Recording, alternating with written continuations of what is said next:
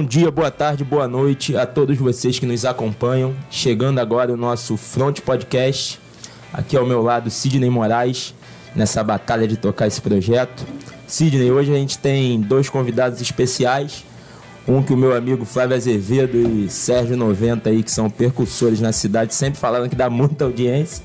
O nosso amigo deputado Marcos Abraão, indo aí tentar sua reeleição de 6º mandato. Do seu lado, seu filho Marcos Abraão Filho, tentando a primeira vez a candidatura de deputado federal. Sidney, faça as honras da casa. Queria agradecer ao deputado Marcos Abraão e o seu filho Marcos Abraão Filho. Pode chamar de Marquinho, não tem problema não. Marquinho. Agradecer a presença de vocês aqui. Satisfação muito grande recebê-los, principalmente na inauguração do podcast Front, porque a gente está com esse projeto aí e Vitor Ribeiro teve a feliz ideia de convidá-los e a gente agradece vocês terem aceitado o convite de estar aqui conosco para participar dessa entrevista. Antes da gente começar o roteiro de perguntas, a gente quer fazer uns agradecimentos para os nossos patrocinadores, a Connect Internet do nosso amigo Felipe ali de Tanguá, a Plenarte do Grupo Tendas, do nosso amigo Gabriel também, empresa especializada em realização de pequenos, médios e grandes eventos. A Paraíso Ambiental, do Eric Cunha, que é uma empresa também especializada em remoção, coleta, transporte e destinação de resíduos perigosos. A Faculdade Facite, que é a Faculdade de Teologia, de Psicanálise aqui em Rio Bonito. A RJ Seg, do nosso amigo Odir, que é uma empresa de segurança, de prestação de serviços em gerais, e a Prima Qualitar, do nosso amigo Matheus Neto. Muito bem, o que traz vocês aqui no podcast do Front é de interesse da população de Rio Bonito e, de certa forma, da população fluminense, dos cariocas aí, do nosso estado. Existe alguma coisa que fica assim no ar toda vez que tem campanha eleitoral? As pessoas têm dificuldade hoje de parar para ouvir o que o político tem a dizer. As pessoas acham que já sabem o que o político vai dizer. Eu não quero ouvir. E o que vocês têm feito nesse sentido para que a população ouça o que vocês têm a dizer? Pode quem começar primeiro? A gente vai fazer um bate-bola legal aqui. Sim. Em regra, quem fala primeiro é o mais velho, né? Mas eu estou sabendo que você já se inscreveu aí no grupo da terceira idade, se matriculou. Já faço parte dessa turma maravilhosa aí. Então, vamos lá. O que vocês têm assim de novo para que a população pare para dar atenção ao político? Porque, ao que parece, o político está sem atenção, né? As pessoas não estão querendo ouvir mais o político falar. Isso é um certo descrédito, não sei, do meio político, mas assim, qual o diferencial que você acha que um político tem que ter para que as pessoas parem para ouvi-lo? Eu acho até isso curioso, porque com a gente não tem isso não. É curioso você falar isso. Eu sei que existe essa dificuldade no meio político, mas aonde a gente vai, a gente não encontra a porta fechada. E eu vou sempre fazendo, a gente vai sempre fazendo o trabalho que a gente sempre fez, reuniões, e aonde a gente chega é muito bem recebido. As pessoas ouvem, dão atenção. Primeiramente, bom dia, boa tarde, boa noite para todos. Dizer para vocês que eu não sou familiarizado com esse tipo de coisa, para mim isso aqui é tudo muito novo. Falaram que ia gravar um tal de podcast, eu falei, isso morde.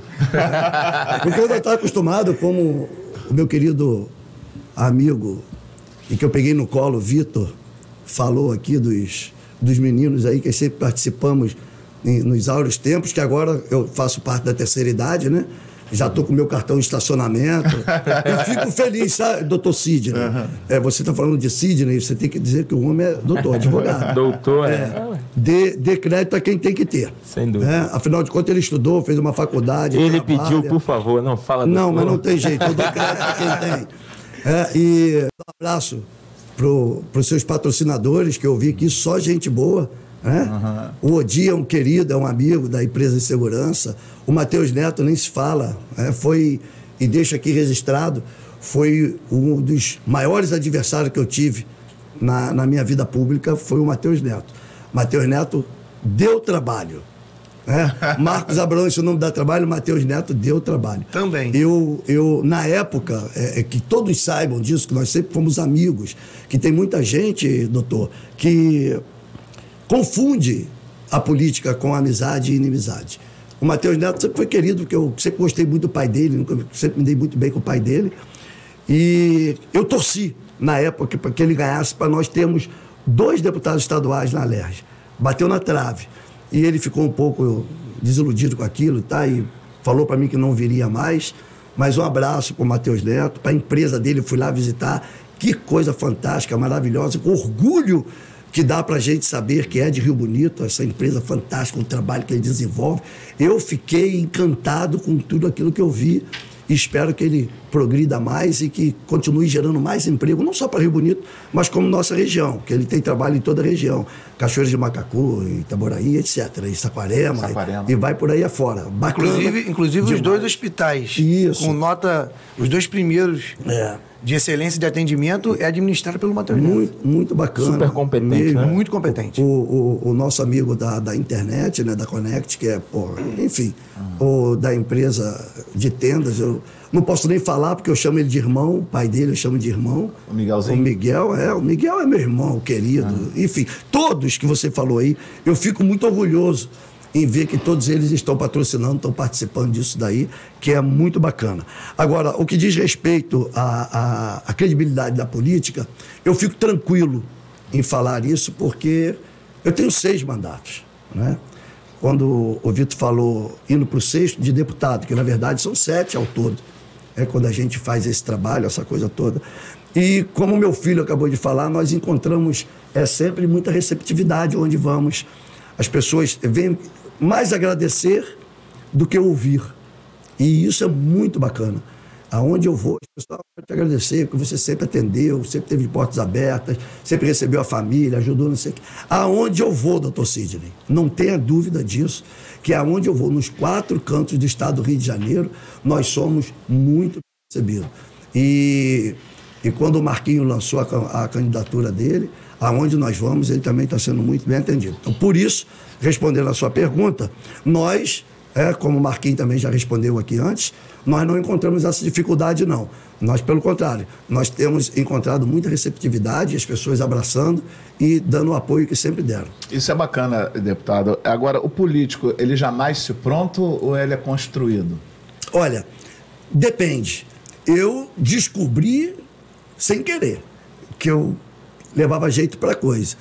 Mas, como tudo na vida, eu acho que tem um DNAzinho lá escondido e você tem que aflorar isso, né?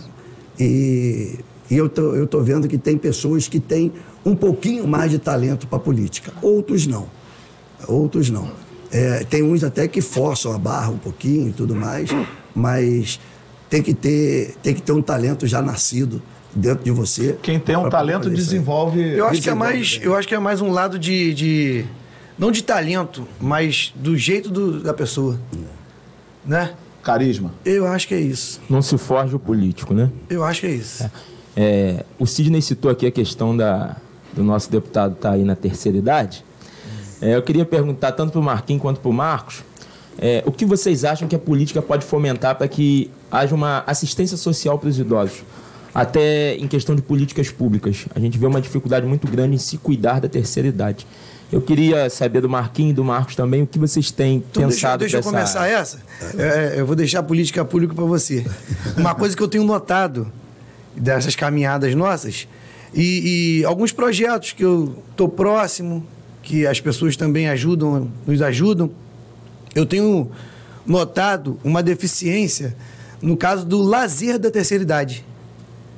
É uma coisa curiosa, né? Porque todo mundo se preocupa muito com a saúde do idoso, com o acesso do idoso, mas é pouco falado a questão do lazer da terceira idade.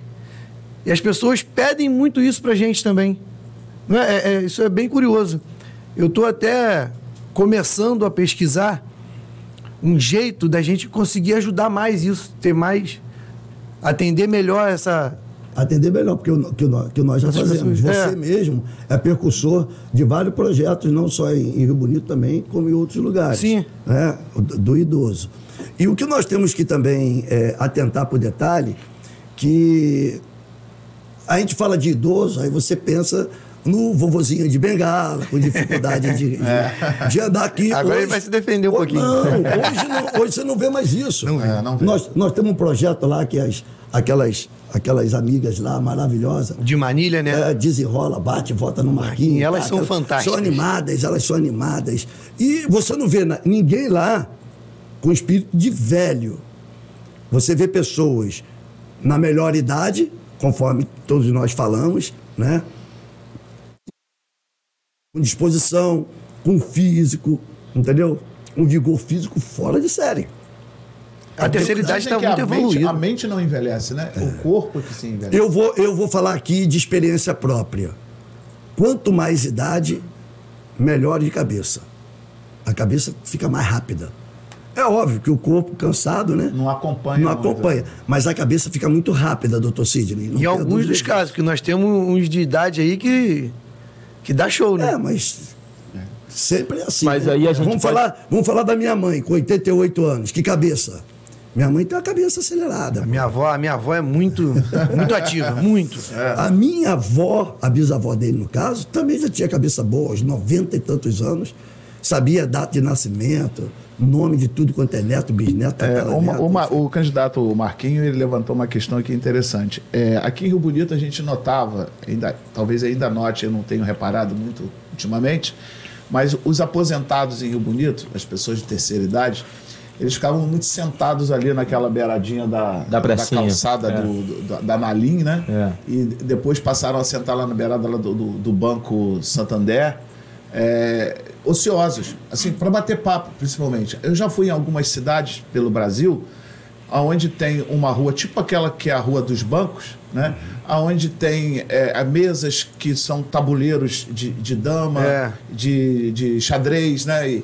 E tal, e outros jogos, e eles ficam ali batendo papo, tem diversão, como o lazer, né? Eu vejo isso muito na região norte e na região serrana. Tem bastante também. Na região serrana e na região norte do estado. É bastante isso tem bastante. Alguns bairros do Rio, a grande maioria tem. Grande maioria dos bairros do Rio de Janeiro tem. Perfeito, tem. Deixa a dica aí pro atual prefeito, né? Que prepare isso aí, faça isso daí pelo nosso pessoal aí da boa idade. A gente tinha um projeto desse para prefeito. Mas hoje aí nós temos aí... E deixa a dica. Vamos deixar a dica aí. Não deixando escapar esse tema da terceira idade, que o Sidney levantou a bola, Rio Bonito tinham 2 asilos. O nosso principal asilo era aqui na Avenida 7 de Maio. São Vicente de Paulo. Exatamente. Tivemos o asilo fechado, sem qualquer tipo de intervenção do poder público para que isso não acontecesse. Hoje a gente tem... A questão na época poderia ser que o município não tinha arrecadação suficiente para mantê-lo. Não sei se eu concordo com isso, nem se os demais aqui concordam. Mas hoje a gente tem a questão da venda da SEDAI, que aportou uma certa quantia, um plus, né, no orçamento do município anual. Deputado, o senhor acha que teria condições do município custear esse asilo, tendo em vista que nós não temos hoje uma estrutura para receber esses idosos? 100%, claro que tem. É falta de boa vontade. Mas quem está sentado naquela cadeira que sabe o seu orçamento e aonde vai administrar melhor. Mas claro que tem. Claro, é óbvio que tem. Quando se sabe administrar, tem dinheiro para tudo. Administrar com muito dinheiro, igual a Maricá, igual a outras cidades que tiveram aí rios de dinheiro, como... A Saquarema também, agora estão... Saquarema, Quissamã, Macaé, nos seus áureos tempos, é fácil. Itaboraí mesmo, teve época de que tinha dinheiro jogando pela janela e, enfim, não souberam preparar a cidade para depois que aconteceu. Mas claro que tem, óbvio que tem. Não consigo acreditar que um asilo vai trazer tanta despesa assim, não é? E se há intervenção em hospital, por que não no asilo? Sim. Não é? Acho que é porque não é de interesse, né? O asilo não é lucrativo. Vamos lá. Deputado Marcos Abraão, eu estou me lembrando aqui do seu mandato de vereador. O primeiro mandato de vereador foi um só, né? Foi só um. Foi só um. Na verdade, metade de um, né? Foi só 2 anos. Metade de um. Que eu já fui para deputado estadual. Eu lembro das pessoas comentarem da sua capacidade de eloquência, de tribuna, né? De denunciar algumas coisas, os abusos e tal, e se posicionar de forma veemente com relação a alguns temas. Isso está um pouco em falta, né, na cidade ultimamente. Eu percebo isso, né? Aquele discurso mais caloroso e mais comprometido na solução de algumas questões. Quando você chegou na Alerj, como que você encarou? Porque a Alerj parece ser um espaço múltiplo, né, de muitas vozes, né? Como que você viu essa receptividade daquilo que você tinha para dizer na Alerj quando você chegou? Eu não sei se muitas das pessoas não vão lembrar, mas eu cheguei na Alerj com um clima bem tumultuado, dizendo que eu tinha assumido porque tinha mandado executar o pastor, o bispo, seja lá o que for. Mas isso não mudou meu comportamento. Eu saí de Rio Bonito, fui para a Alerj defender os interesses não só de nossa cidade, mas como do estado do Rio de Janeiro.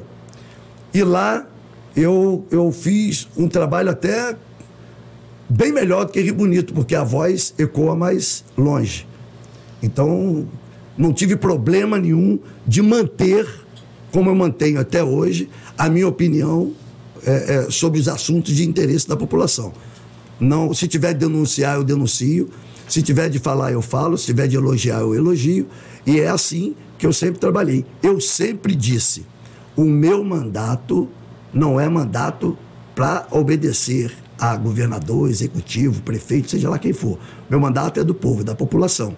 Eu faço aquilo que é de interesse da população. Se tiver satisfeito assim, ótimo. Se não tiver, reclama. Entendeu?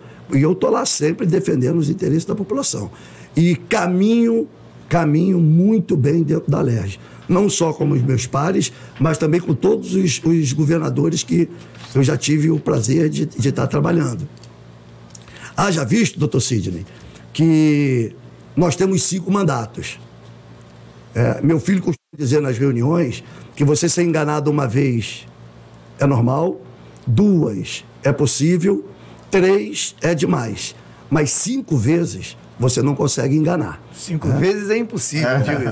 Você não vai cair na mesma esparrela 5 vezes. Então, isso quer dizer que eu estou no caminho certo. Que eu tenho atendido a população do estado do Rio de Janeiro, eu tenho trabalhado pelas pessoas, tenho feito aquilo que pode ser feito. A política pública a gente faz o tempo inteiro. A nossa região é muito bem servida do estado. Não adianta alguém vir querer reclamar. Eu acho até engraçado alguns candidatos virem para cá agora, que faz acordo com algumas pessoas que se dizem liderança do nosso município, que faz acordo com vereadores de mandato e suplentes de vereadores, e vem para cá dizer que Rio Bonito precisa ter um representante. Eu acho até engraçado isso, porque tudo que do estado nós temos aqui, não só em Rio Bonito, como Tanguá, Silva Jardim, Casemiro, em todos os municípios dessa retinha, entendeu? Nossa aqui. Isso aqui tem. E sem contar curioso isso. E sem contar com toda a estrutura que nós apoiamos e votamos e criamos projeto de lei para o estado do Rio de Janeiro. Então, eu quero deixar o recado aqui para esses bobos, que eles têm que vir com outro argumento. Ou seja, dinheiro no bolso para pagar essa turma que eles estão pagando, ou inventarem outra história. Porque dizer que Rio Bonito precisa de representante, deixa eu mandar um recado para vocês. Sai fora que aqui tem representante de verdade. Aqui nós mandamos um recado que tem que ser mandado para qualquer um. Não vem com essa história, não. Pega seu dinheirinho e dá para o seu vereador, para o seu suplente de vereador, para o cara que diz que é liderança, e perde o dinheirinho ali para ele dar o dinheirinho para o pessoal para poder ter o voto. Porque representante a nossa região tem há 5 mandatos, ou seja, há 20 anos. Né? Aqueles pessoas de fora, as pessoas de fora aí, basta fazer a conta. Tirando o ex-deputado de Saquarema, você me diz qual o deputado da região que tem 5 mandatos.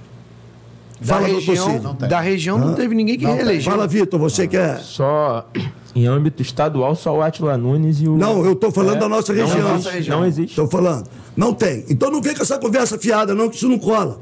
Não vai enganar a população com esse papinho, não. Isso é papo para boi dormir ou demência ou ignorância. Eu acredito mais que é ignorância. Entendeu? Mas a população reconhece muito bem o trabalho. Sim, mas nós temos que dar um recado para eles, meu. Sim, não, mas eu acho que... Eu só quero fazer um adendo aqui. O Sidney falou que não tem vereador, que tem essa falta. Eu acho que o Marquinhos Luanda tá representando bem esse papel de denúncia e de estar cobrando mais. Não é, Vitor? Eu concordo. Eu concordo. Sou meio suspeito a falar, mas eu concordo. Eu também sou suspeito, porque eu sou amigo e gosto muito do Marquinhos, mas eu vejo ele trabalhando bem. Eu vou falar pro Xará o seguinte, Xará, tem que pegar mais pesado, tá pegando leve. A população gosta da verdade. É verdade. Que não adianta ficar soprando down. Dê nome aos bois. Faça como eu sempre fiz. Eu não vou em lugar nenhum e deixo de dar nome. Se eu tiver de falar, eu dou o nome. E vamos embora. Tem que dar nome. Aproveitando esse gancho que o Sidney levantou do mandato do Marcos Abrão como vereador, em 2003, o senhor, junto ao governo do estado, como vereador, conseguiu trazer para Rio Bonito o transporte universitário, para que levasse os universitários da nossa cidade até Niterói e outros municípios. São Gonçalo e Niterói. Exatamente, para que pudessem cursar a sua faculdade. Desde então, nós tivemos, não podemos ser injustos, tivemos uma evolução do transporte universitário, até no mandato da ex-prefeita Solange, que conseguiu os ônibus que nós temos hoje. O prefeito Zé Luiz adquiriu também 3 ônibus à época. Enfim, mas fora isso, nós não tivemos uma evolução quanto à universidade no nosso município, nem curso técnico. Tivemos agora há pouco tempo a fake news da FATEC, que até agora não saiu, segundo as redes sociais do nosso prefeito. A FATEC já estaria chegando para Rio Bonito, chegou a Tanguá e não chegou a Rio Bonito. Mas, enfim, eu queria perguntar ao Marcos Abrão Filho qual tipo de projeto ele tem em parceria como deputado federal e a prefeitura para que a gente possa ter no nosso município uma universidade de qualidade e até uma melhora nesse serviço de transporte universitário ou de bolsas para que a gente possa custear a faculdade dos universitários da cidade, tendo em vista que Saquarema fez agora. Saquarema deu um banho em qualquer município da região agora, custeando até faculdades de medicina, fazendo financiamento próprio, além das bolsas auxílios para esses universitários e tudo mais. Amigo, mas eu vou te falar um negócio. Saquarema tem verba para isso, né? Vamos falar a verdade. Rio Bonito tem que ser uma coisa mais elaborada, pensada em conjunto. Governo federal, governo estadual e governo municipal. Projetos temos muitos. Meu pai já tem desde 2000. Tanto é que quando ele botou o transporte universitário pela Câmara Municipal, que isso nunca aconteceu em lugar nenhum, foi o único, ele disse lá atrás que era um paliativo. Eu sempre acompanhei o trabalho do meu pai. Eu sempre fui envolvido e sempre gostei da política. Meu pai lá atrás disse que o transporte universitário seria um paliativo. E quando ele quis trazer, quando ele montou aquele polo industrial de Rio Bonito, próximo de Tanguá, para beneficiar também Tanguá, lá atrás, lá em 2000, meu pai já pensava nisso. Então, para mim é um demonstrativo de que se trata mais de vontade política do que propriamente arrecadação ou não. Porque nós tínhamos um vereador que não era chefe do Poder Executivo, que com vontade conseguiu bater na porta do governador e trazer o transporte universitário. Na verdade, o secretário, né? O Leal na época, não foi? Foi. O que acontece é que nós estávamos já com esse problema já em 2001, 2001 e 2002. Já estávamos com esse problema. E quando eu fui ao secretário, então, o secretário de administração do Estado, e pedi para ele 2 ônibus, foi um complicador, porque ele queria mandar para a prefeitura, e eu disse que para a prefeitura não podia, porque eu já tinha aqui um verbo bem popular aqui, já tinha um arranca-rabo com a prefeita, e eu falei, não pode ser porque não vai funcionar, porque lá já não está funcionando, enfim. Ele acabou fazendo um termo de cessão de 2 ônibus, que está lá, virou sucata, está ali no antigo DNR. Não só os azuis da Câmara Municipal, como tem vários da prefeitura outros que vieram depois. E todo mundo que na época eu lembro que na época todo mundo queria ir no azulão, porque os outros ônibus quebravam. Era um problema danado, era uma complicação. Mas eu disse, como o Marquinhos lembrou bem aqui, que era um paliativo. Eu falei, em alguns anos, não teremos ônibus suficiente para carregar todo mundo. O importante é trazermos o ensino para cá. A faculdade teria que vir. E isso foi matéria de debates políticos, de campanhas eleitoreiras. Isso foi diversas vezes falado que ia trazer para Rio Bonito. E ninguém tinha um projeto. Eu sempre tive um projeto de verdade. De verdade. Eu sempre tive um projeto de verdade para trazer a faculdade para cá. Mas, me desculpe a franqueza, eu acho que as pessoas não se preocupam muito com isso. As pessoas que realmente conseguem entrar na vida pública, de ser uma liderança política e tudo mais, acabam se preocupando com si mesmo. O cara quer saber, eu e meu cavalo comendo, o resto que se dane. Então nós passamos por diversas vezes por campanhas municipais e sempre batendo na trave. Não vai. Uns diziam que não vou votar nele não porque ele é violento. Eu não sou violento, eu sou verdadeiro. Então as pessoas confundem. O adversário gosta de falar que você é violento, mas eu sempre perguntei, me aponte nos comícios. Eu não sei se vocês lembram. Você tem alguém aí que eu já dei um tapa em alguém, levanta aí e fala. Às vezes é confundido o jeito de ser com violento, mas não é. Já é um jeito, não querendo interromper, mas já é um jeito característico da família. Né? Não é? A família... A forma de falar. A forma de falar. De agir, de gesticular. De gesticular, de falar Muito mais, bem lembrado, doutor Cid. De falar mais alto. É a família toda. Assim. Eu tento até me controlar um pouco com isso. Para não ser tão apedrejado, mas a gente não consegue fugir. Falar bem para vocês, quem conhece, sabe que isso é apenas uma forma de se expressar. É um jeito. Não é? Isso está dentro do DNA da gente. Mas o coração é grande.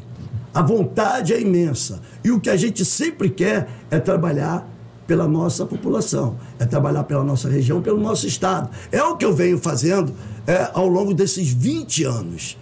Então, quando você fala de faculdade, temos projetos. E pelo estado eu não consegui ainda trazer para cá. Mas acredito que agora, Marquinhos se reelegendo deputado federal... Me elegendo, nós se elegendo deputado federal, desculpe. Nós vamos ter uma dobrada boa, governo federal, governo estadual, e nós vamos finalmente conseguir concretizar esse sonho da nossa cidade, que é ter a nossa faculdade aqui. Mas não é a faculdade só de direito, de veterinária, só isso não. Nós temos que ter faculdade de medicina, odontologia, tem que ser faculdade de verdade. Não é você botar ali um curso ou dois e não desmerecendo os cursos de direito. Não é desmerecer. É falar uma faculdade que dê oportunidade para todo mundo. Sim. Não adianta você ter até só um curso de direito. Né? Aí, tem uma pessoa que quer ser médico, outro quer ser dentista, enfim. E vai por aí fora. Você tem que ter uma faculdade de verdade. E quando se traz uma faculdade para dentro da cidade, de medicina, de odontologia, de veterinária, de direito, de psicologia, de letras, e vai por aí afora, você traz para a cidade desenvolvimento. As pessoas vêm morar, as pessoas vêm gastar. O turismo universitário. Isso tudo está imbuído. Então, como nós não conseguimos fazer essa faculdade através da prefeitura, que era uma grande vontade nossa, hoje nós temos agora mais uma vez uma oportunidade de estar agora elegendo o Marquinhos Federal, eu voltando para a cadeira de estadual, e nós vamos brigar para trazer essa tão sonhada faculdade, porque nós não conseguimos deputado federal para trabalhar pela nossa cidade. Nós tivemos aqui uma deputada federal que não fez nada por nossa cidade. Solange Pereira de Almeida. Não fez nada, absolutamente nada. Ficou 4 anos lá inerte. Não fez nada. Aí, Marco, olha, delegacia, UPA, bombeiro, vai olhando tudo que se tem na cidade do governo do estado. A nível estadual, nós estamos muito bem servidos mesmo. Tudo. A nível federal, nós não tivemos nada. Tivemos a deputada federal inerte. Nada fez. Incompetente como deputada federal. E mais ainda como prefeita, que a cidade está do jeito que está, porque ela e seu Zé Luiz Mandiocão fizeram esse estrago todo que está aí. E espero que esse menino que esteja lá faça alguma coisa melhor. Porque não aguento mais ver a cidade sofrendo do jeito que sofre. Eu falo isso a todo momento. E não vou chegar aqui e estar falando, eu dou nome logo. Não está gostando, me processa. E vou dar aqui mais um recado. Não tem segurança, não tem motorista, não tem carro blindado. Sempre falei isso, falei na LERJ, falo em tudo quanto é lugar. Eu caminho com a verdade. Minha segurança é Deus. Meu motorista é Jesus. Né? E eu tenho a população do meu lado. Então não tem preocupação nenhuma. Não estou preocupado. Eu falo a verdade. Agora, como todas as vezes, acontece sempre. Essas pessoas que nunca quiseram bem para a nossa cidade, para a nossa região, vêm trazendo pessoas de fora para dizer que aqui precisa de representante. O que esses candidatos que estão aí, doutor Sidney, fizeram para o Rio Bonito? Ou podem agregar a mais, porque nós já somos servidos a beça. Não é? Eu quero saber o que eles fizeram para o Tanguá, Rio Bonito e Silva Jardim. Casimiro de Abreu. O quê? Tá, mas o senhor acha que houve falha na divulgação dessas conquistas, dessa representatividade dos seus mandatos? Houve falha na divulgação daquilo que foi conseguido, daquilo que foi conquistado? Eu acho que sim. Não houve nada. Tanto não houve que eu tenho 5 mandatos. As pessoas sabem. O eleitor conhece. O eleitor consciente. Não é o eleitor vendido. O eleitor consciente. Como que você pode admitir pessoas que vêm de fora, entram dentro de um clube e falam assim, nós precisamos ter um representante de verdade na tua cidade. O eleitor consciente olha para a cara dele, vira as costas e vai embora. Pô. O que esse imbecil está falando? O que esse idiota está falando? Fala outra coisa. Claramente mostra que não entende nada da nossa cidade. Nada, não sabe nada. E não conhece nada.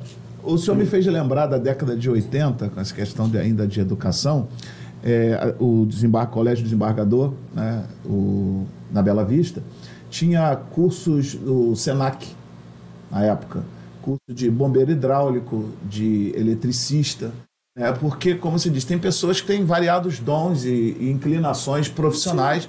Que você desperta naquele jovem o interesse por uma determinada profissão. Eu tenho amigos que estão da minha idade, da minha época, que se tornaram grandes profissionais em eletricidade e na parte de bombeiro hidráulico, e sustentam sua família, ganharam um bom dinheiro, andam de carro novo, né? E foi tudo através desse incentivo, dessa participação nesses cursos profissionalizantes, que foi usado inclusive as instalações do desembargador. Nesse sentido, eu acho que a gente está bem atrasado. Eu vou te... Se você me deixar, eu vou te falar. A FATEC de verdade foi para Silva Jardim, porque o então prefeito na época, Zé Luiz Mandiocão, não liberou o local. Eu tive que levar para Silva Jardim, que é uma cidade de pequena população, mas nós não podíamos perder, já que ele não liberou uma área, um local aqui, nós levamos para lá. Não debate comigo de frente. Por que, doutor Sidney? Eles nunca quiseram um debate com o deputado, na época, candidato a prefeito, Marcos Abraão e eles. Por que eles nunca foram a um debate comigo? Quantas vezes eu pedi, Vitor? Já chegou aí no desembargador sozinho. Sozinho. Ninguém apareceu. São covardes. São covardes com a população. A verdade é o seguinte, tem medo de ficar de frente com esse que vos fala, porque eu falo a verdade. Eu costumo dizer onde a mentira caminhavam juntos. E num certo momento desse caminho, a mentira avistou um lago de águas limpas e claras. A mentira tirou a roupa e mergulhou nesse lago. E falou, olha a verdade, que água maravilhosa, venha se banhar. E a verdade, meia desconfiada, botou a mão na água e realmente a água estava boa. A verdade tirou a roupa e mergulhou nesse lago de águas limpas. Pois bem, quando ela saiu do mergulho e falou, realmente essa água é mentira. Mentira? Cadê a mentira? A mentira tinha saído sorrateiramente do lago, colocado a roupa da verdade e seguido pelo mundo afora. A verdade envergonhada não quis pôr a roupa da mentira. E saiu nua e crua em busca da sua... E está procurando até hoje. Porque a roupa a roupa da verdade está no corpo de Solange, de Mandiocão. Falam dizer a verdade, quando na verdade estão falando a mentira travestida da verdade. E é isso que acontece com a nossa população. Acredita na mentira vestida da verdade. E eu, por falar a verdade, sou mal interpretado. Porque a verdade nua e crua, meu amigo, dói. E dói muito. Incomoda. Incomoda bastante, meu filho. Muito obrigado por ter me lembrado dessa... Incomoda. Por falar em mentira e verdade, no ano passado nós tivemos aí um fato histórico e triste no nosso município. Deixa eu rapidinho, Vitor. Pode falar. Deixa eu só... Porque você está entrando em outro assunto. Aí o Sidney falou aqui sobre a questão da... Você estava falando agora que não acha que é pouco, eu acho que é pouco divulgada. Sim. Eu acho que sim, que é pouco divulgada. Meu pai nunca fez questão de divulgar as benfeitorias. Nunca fez questão, eu acompanho. É importante. É importante. É importante. Sempre É importante pai para da chegar criança. mais longe. Não adianta, Mas eu sou documentado. Eu sei o que eu faço. é eu preciso estar documentado, provando. mas A numa questão era, numa era da que a gente vive publicidade, hoje, a publicidade. digital, eu acho que a gente explora pouco esse nicho. Sempre achei que a gente explorasse pouco. Não adianta. Que porque as meu pessoas- pai também nunca As gostou. pessoas acham que... o cara foi lá no Estado e conseguiu. Não, o Estado sem a gente pedir. Entenda isso, a população tem que entender. O Estado só se faz presente porque o...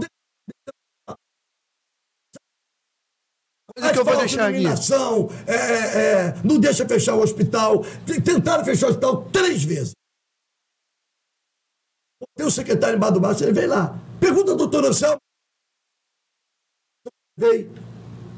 Se ele não vestir a verdade, se ele não for mentiroso vestindo a roupa da verdade, ele vai falar a verdade nua e crua. Eu vou lá. Botamos lá 7 leitos de UTI, reformamos o hospital todo. O hospital não está lá para fazer política. Eu nunca entrei lá naquele hospital, me corrija se eu estiver errado. Eu nunca entrei de vaguinha para ninguém, nem para botar emprego. E negou. Quando eu pedia ele para fazer vídeo, ele se negou há bastante tempo atrás. Eu pedi a ele para fazer um vídeo. Falei, vamos fazer um vídeo das benfeitorias, das coisas que você trouxe. Ele só falou assim para mim: eu não faço nada mais do que a minha obrigação. Eu fui eleito para isso. Aquilo me marcou bastante também Você não tem naquela que época. chegar e estar fazendo vídeo com a saúde de ninguém. A saúde é sagrado. Isso é o dever mínimo do Estado. Estado que eu falo é governo federal, estadual e municipal. É o mínimo. Era nesse assunto que eu ia entrar agora. Bom Será que eu tenho escola? Bom o senhor tocar nisso. No ano passado, como eu já vinha falando, nós tivemos o fechamento do Hospital Daci Vargas. E o deputado que até então não se metia em questões do hospital, porque sempre foi contra... Questões administrativas. Eu acompanhei de perto, apesar de todo o aporte que conseguiu do governo do estado para lá. Nós tivemos o fechamento do hospital e então o deputado Marcos Abrão se manifestou, foi até o hospital e interviu para que não fechasse o hospital. Ali então era o presidente Caqui, nós tínhamos o presidente Caqui e já uma expectativa da tentativa de intervenção do hospital. Pois bem, tempos depois nós tivemos a intervenção do Hospital Regional Daci Vargas, numa decisão liminar de plantão judiciário para que a prefeitura intervisse ao hospital. Nós tivemos a intervenção. O deputado Marcos Abrão, o que acha dessa intervenção? Melhorou o serviço do hospital? Eu não vi melhora nenhuma. Eu só vejo as pessoas reclamando. Mas eu disse para a população e repito, não me interessa quem está na administração do hospital. Só não vai fechar o hospital. Enquanto eu tiver o mandato, o hospital não fecha. Eles estavam com um documento para fechar o hospital. Eu vi o documento, eu falei, Ministério Público não fecha nada.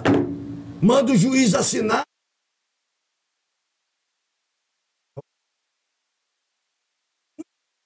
O que é maluco? Não tem. Mas o Ministério Público estava optando por fechar. Tinha lá uma chave de luz lá que pegou fogo, uma coisa absurda. comandante-geral do Corpo de Bombeiros, e pedi a ele que mandasse uma equipe, que também nós não fomos lá abrir no peito, para pôr a vida dos outros em risco, não. Ao contrário do que as pessoas falam. Fazemos as coisas tudo dentro da lei, conforme determina a lei. Mas a lei tem que ser... É isso aí. Até porque eu sou advogado, o senhor sabe disso. Não, opina. Só. Não é isso? Eu estou errado, não. Opina. Eu não sou advogado. O juiz, ele não está obrigado a acatar a opinião do Ministério Isso Público. aí. Não. Então, aí, o primeiro teve lá, pediu para fazer algumas coisinhas, até coisas bem banais, mas manteve o hospital aberto, conforme eu tinha falado que ia ficar. E ficou. Depois, mais uma vez nessas bravatas, né, que agora, eu não sei com quem que aprendeu, teve uma escola, esse plantão judiciário, que ninguém entende nada, foi o mesmo que deu condição a Zé Luiz Alves Antunes, o Mandiocão, de ser prefeito. O desembargador Ciro Darlan teve a castimanha de dar aquela canetada, não se sabe por que até hoje, envolvido com um monte de falcatruas, um monte de liminares escusas, que eu falei, não tem problema de falar não. Ciro Darlan meteu a caneta lá para um monte de liminar, tá lá respondendo até hoje. E deu umazinha para Mandiocão também. Eu queria saber, a pergunta é pro Dr. Sidney, que é advogado, ele vai saber me responder melhor. Inverteu agora, nós estamos te entendendo. Eu queria só fazer uma pergunta que eu acho muito curioso. Por que juiz sempre se aposenta e ninguém é mandado embora ou expulso? A punição... A punição do juiz é ser aposentado. Por que isso? Aposentadoria compulsória. Né? Ele vai para casa, fica de férias eternas recebendo salário. É estranho, não é isso? A lei. É a lei. É a lei. É a lei. É a lei. É a lei. Qualquer funcionário público, se fizer um mau serviço, o que o deputado, ele é expulso. O que o deputado Marcos Abraão levantou que foi interessante, porque o que acontece com a questão da intervenção? Houve uma opinião, uma recomendação do Ministério Público anterior a esse decreto de intervenção. O Ministério Público opinou para que houvesse uma auditoria no hospital realizada pelo próprio município. Só que no dia seguinte exatamente dessa recomendação, saiu essa liminar de intervenção já como uma ação civil pública proposta pelo Ministério Público. Ao que parecia, num primeiro momento, o que o Ministério Público havia entendido e proposto? Que o município criasse uma comissão interventora, mas com o seu próprio quadro. Ou seja, você pegaria um médico de carreira do município, colocaria lá como interventor do hospital, até porque conhece a realidade do município, da população riobonitense, e esse médico aí pegava alguém da Controladoria Geral, alguém da Procuradoria, né, alguém da Contabilidade, da Secretaria de Fazenda, para fazer esse trabalho. Né? E não você criar um decreto trazendo uma pessoa de fora, um forasteiro, de vida pregressa duvidosa, para poder gerir um hospital dentro da nossa cidade com um salário de R$35 mil. E criar uma comissão de pessoas que você nem sabia de onde vinham, quem eram essas pessoas. Então, assim, eu acredito até que, na minha visão jurídica, você não pode criar cargo público através de decreto. Se você vai dar à pessoa um cargo de interventor ou de membro de uma comissão interventora, se você usa os funcionários de carreira do próprio município, você pode fazer isso através de decreto, de portaria. Agora, você dá a um agente público um cargo através de decreto, cargo público só se tem acesso através de lei, votado. Então, assim, eu não entendi nada. Agora ninguém entendeu. Eu não entendi nada. Passaram-se 4 interventores e a gente ainda não eu tô querendo ainda entender isso, como que você cria cargo público com uma canetada de decreto. Com um salário acima do salário do prefeito. Não tenha dúvida que lá na frente isso vai refletir. Ah, sim. Não tenha dúvida. Na hora que cair na mão da pessoa certa, tem cabeça que vai rolar. Isso aí você não tenha dúvida. Haja vista que a ex-prefeita e o ex-prefeito não são candidatos a nada. Por que não são candidatos? Porque não quer? Porque estão ainda cumprindo a inegibilidade. Que é sim, porque Tentou lançar a candidatura. Aí, o engraçado disso tudo é que o cara é ruim, supostamente ruim, dito por eles, o cara que não representa a nossa região nem nada. O truculento, violento? O truculento, violento. Foi o primeiro candidato a ter o registro de candidatura liberado. É esse que vos fala. O primeiro de todo o estado do Rio de Janeiro, foi o primeiro. Tá aqui, ó, tá liberado. Pode ser candidato. Enquanto os outros que são muito bonzinhos, que falam aí, não são nem candidatos. É engraçado. Tem gente de fora que foi ali no Fluminense, o Chiquinho do Atacadão, foi lá no Fluminense como candidato. E não é candidato. Eles. Deputado, agora mudando um pouco de assunto, para a gente fechar aqui o primeiro bloco, ouve-se muito falar em judicialização da política, né? Judicializar tudo dentro da política. E existe a questão também que é a politização do judiciário. É verdade. Eu estou fazendo esse trocadilho aqui porque o Instituto da Prisão Preventiva, que é um instituto que foi criado para que, quando houvesse provas robustas da prática de um ilícito, você manter a pessoa privada da sua liberdade, mas você tem ali um embasamento tão sólido que aquela prisão preventiva ela vai se traduzir numa prisão de execução de pena, ou seja, a pessoa ela está praticamente, pelas provas que existem, robustas do jeito que são, ela vai ser condenada. Então, naquele primeiro momento, eu decreto a prisão preventiva, o judiciário decreta a prisão preventiva para o avanço das investigações, para que a pessoa presa não interfira, né, não ameace testemunhas, não esconda provas, não fuja do país, né, não cause mais nenhum tipo de desordem à segurança e o bem-estar das pessoas e tal. Só que com essa dita, talvez, politização do judiciário, me parece que esse instituto ele se banalizou. Hoje você prende uma pessoa preventivamente, cria todo um desgaste acerca da sua imagem, a imagem da pessoa é maculada, às vezes de forma irreversível. E é irreversível. De forma irreversível. E depois o judiciário diz, a gente não tem prova, vamos absolver por falta de prova. E a pessoa ficou presa, eu já tive clientes presos 3 anos preso em preventiva. Fiz todos os habeas corpus que você possa imaginar, e depois o juiz dá a sentença dizendo que não tem provas para condenação. Isso é um cumprimento de pena antecipada. Você já pagou por um crime que a justiça depois disse que você não cometeu. Você está com crédito na casa. Crédito na casa. Está com crédito. Deveria ter um banco, né? Um banco de anos de prisão. O senhor passou por uma situação dessa natureza.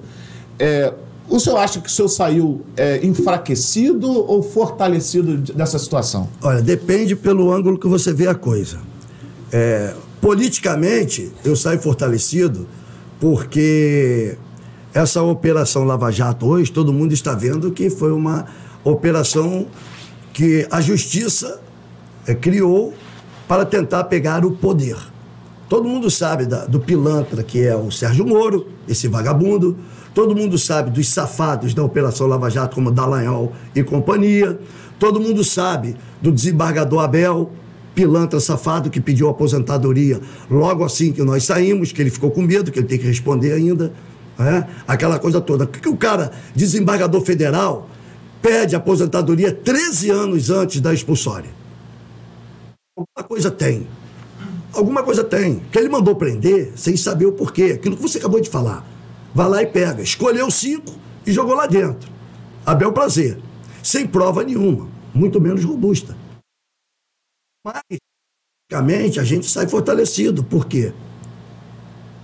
Nos privaram da liberdade, nos afastaram do nosso mandato e tiveram que amargar, devolver o mandato, devolver a liberdade e extinguir o processo. Olha que vergonha. Eu nunca sequer fui à frente do desembargador. Ninguém nunca me disse o porquê que me privaram de minha liberdade. Só simplesmente aquilo que nós estávamos conversando aqui antes de começar, né? Que advogado nenhum queria defender ninguém por causa da Lava Jato, porque já sabia que não ia conseguir nada, como o senhor mesmo falou aí que tinha um cliente e que você entrou com diversos H6 e não funcionou. A Lava Jato, doutor Sidney, era muito pior. Mas é porque a mídia criminalizou. Não foi só a mídia, foi a justiça. Quando Mas você a pressão da mídia com a pressão influenciando a pressão popular. A justiça e querem judicializar a política, é mais ou menos isso. Eles tentaram, o Sérgio Moro, junto com o Dallagnol e companhia, a quadrilha de vagabundos que estavam implantados dentro do judiciário, que aquilo é uma quadrilha. Eles tentaram pegar o poder, que ele via candidato a presidente. Só que eles não contavam que no caminho existia um ladrão de cartão de crédito. Que tudo isso veio abaixo por causa de um ladrão de cartão de crédito. Que o cara entrou nas redes sociais de um promotor, que foi descobrindo a conversa deles lá no Telegram, e aquilo tudo veio por terra. Eles zombando da população, eles zombando dos políticos, eles zombando daquilo que eles estavam fazendo, prendendo a bel prazer, que fazia o que queria. Criando provas. Criando coisas que sabiam que era errado. Então, aí você, que está aqui fora, que não sabe como é que funciona a podridão dos bastidores, você fala assim, eu acredito na justiça. Para aí, calma. Não é assim, não. Algumas pessoas que estão lá. Existe o mau desembargador, o mau juiz, o mau ministro. Existe. Como existe todas as áreas, né? Todas as áreas. E nós encaramos um vagabundo, um pilantra, ladrão, bandido sem vergonha do Sérgio Moro, com uma quadrilha de promotores e procuradores da Lava Jato lá de Curitiba, em São Paulo, e o desembargador federal aqui do Rio de Janeiro, o Abel, outro também, que estava macumunado com tudo isso aí, todos eles querendo abocanhar a política. Eles falam tão mal do político, doutor Sidney, mas todos eles querem ser vontade do cara que está no judiciário querer ser político. Só que aqui é diferente. Aqui você tem que passar pelo crivo da população. Então você tem que ir para a rua, você tem que pedir voto, você tem que mostrar o trabalho. Né? Ou então um mau político que vai para a rua, mente, dá dinheiro. Tem isso. Que no judiciário também não é diferente. Então nós sofremos com isso. A prisão preventiva, se eu não me engano, ela foi criada aí na década de 70, porque acho que foi isso que eu ouvi, alguma coisa disso, algum turista, algum estrangeiro empurrou alguém de uma sacada e para ele não ir embora, criaram essa prisão preventiva para o cara não fugir, e depois disso veio essa bagunça toda aí, de coloca o cara, porra, você tem alguma coisa, coloca uma canetada de um juiz ou joga você dentro de um cárcere sem saber se você fez nada. É complicado. Então, ficam os advogados à mercê da Constituição, menos do Código Penal brasileiro. O seu filho tocou num assunto interessante, né, e na questão da mídia.